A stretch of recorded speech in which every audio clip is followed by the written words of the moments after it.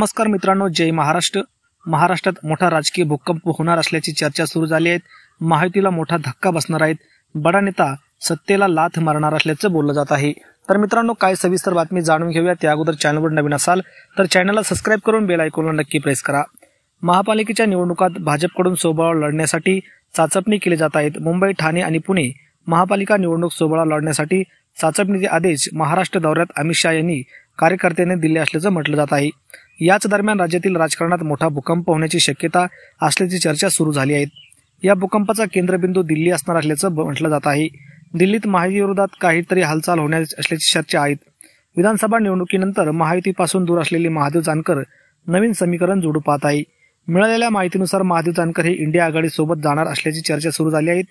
मी सध्या महायुती एनडीए सोबत नाही असे सूचक विधान जानकर यांनी केले। त्यामुळे जानकर मोठा निर्णय घेण्याच्या तयारीत आहे।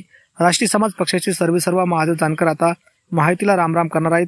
राज्यातील विधानसभा निवडणुकीनंतर जानकर नाराज असल्याची चर्चा सुरू झाली आहे। आता ते नवीन घरोबा करण्याच्या तयारीत आहे। पुण्यश्लोक अहिल्यादेवी होळकर जयंती कार्यक्रमाच्या निमित्ताने महादेव जानकरांनी दिल्लीत शक्ती प्रदर्शनाची जोरदार तयारी केली आहे।